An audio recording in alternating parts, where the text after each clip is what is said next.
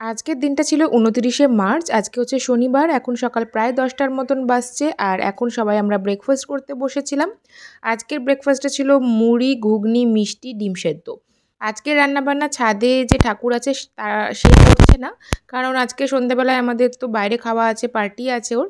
তো সেই জন্য রান্নাবান্না আজকে বাড়িতেই হচ্ছে। খাওয়া দাওয়ার পরে দিদি এখানে তোজোর জন্য যে জামাটা কিনে রেখেছিল সেটাই আমাকে দেখাচ্ছিল। আর আমি বলেছিলাম এই ওয়েস্টকোটগুলোই কিনতে। পুরো ব্লেজার তো গরমে পরতেও পারবে না বা অন্যান্য জায়গাতেও পরা যাবে না, কিন্তু এইগুলো বেশ অন্য কিছুর সাথেও পেয়ার আপ করে পরা যায়। বার্থডে থিম দিদি রেখেছিল হচ্ছে পিঙ্ক। সেই জন্য ওদের ৩ ভাই বোনই মানে মোহর, গুঞ্জা আর তোজো ৩ জনেই পিঙ্ক পরবে, তাই দিদি হচ্ছে তোজোরটাও কিনে রেখেছে, আর যেটা তোজোর একদম প্রপারলি ফিট করেছিল।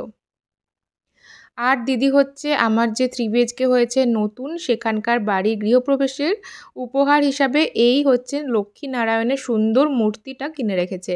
আমার ভীষণ শখ ছিল যবে থেকে আমি ওই পুজো ইউনিটটা বানিয়েছি ব্যাঙ্গালোরে আমার 3 BHKতে, যে একটা বড় দাঁড়িয়ে থাকা লক্ষ্মীনারায়ণ হচ্ছে আমার পুজোর জায়গায় থাকবে। তো সেই জন্যই দিদি এটা কিনেছে। এটা আমি ব্যাঙ্গালোরে নিয়ে যাব। তো এখন বেশ যত্ন করে এটাকে রাখতে হবে, আবার ব্যাঙ্গালোর পর্যন্তও নিয়ে যেতে হবে। আর এদিকে দিদি হচ্ছে রিটার্ন গিফটগুলো সমস্ত প্যাক করছিল। যতগুলো বাচ্চা আসবে মেয়েদের জন্য আলাদা আর ছেলেদের জন্য আলাদা রকম রিটার্ন গিফট ওরা অ্যারেঞ্জ করেছিল। আগেই বললাম যে আজকে রান্নাবান্না বাড়িতেই হচ্ছে। তো আজকে মামনি বলল যে দই মাছটা আর হচ্ছে পটল পোস্তটা মামনি বানাবে। মামনির হাতের পটল পোস্ত খেতে অভিষেকদা চেয়েছিল, সেই জন্য বেশ বড় বড় কাতলা মাছ নিয়ে আসা হয়েছিল। আর কাতলা মাছেরই দই মাছ খেতে বেশি ভালো লাগে।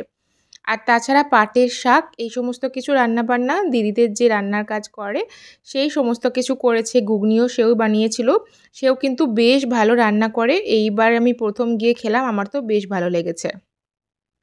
এদিকে রান্নাবান্না চলছে আর এদিকে সৌম্য, উজ্জ্বল আর অভিষেকদা গিয়েছিল হচ্ছে যে পার্টি হলটায় সমস্ত কিছু অ্যারেঞ্জমেন্ট করা হয়েছে, সন্ধ্যেবেলায় পার্টি আছে, সেইখানে কাজ কতটা কি এগিয়েছে সেইগুলো দেখার জন্য। আর তাছাড়া কেকটাও ওরা এখনই হচ্ছে ওখানে রেখে দিয়ে আসছে, যাতে সন্ধ্যেবেলায় আবার হচ্ছে পিক আপ করতে না হয় কেকটা, যেখান থেকে পিক আপ করা সেখানে আর কি।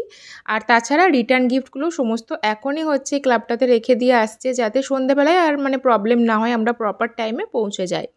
পুরো থিমটা ছিল পার্পল, পিঙ্ক অ্যান্ড হোয়াইটের কম্বিনেশানে। বাট আমি আর আমার ভাইয়ের বউ মানে অপর্ণা দুজনেই একটু অন্যরকম ড্রেস চুজ করে নিয়েছিলাম। কিছুতেই আমাদের পিঙ্ক কালার ঠিকঠাক হয়নি, তো আমরা ব্ল্যাক চলে এসেছিলাম যে ব্ল্যাক কালার পরবো। তো সবাই পিঙ্ক, পার্পল, হোয়াইটের মধ্যে ছিল, আমি আর অপর্ণা হচ্ছে ব্ল্যাকের মধ্যে ছিলাম।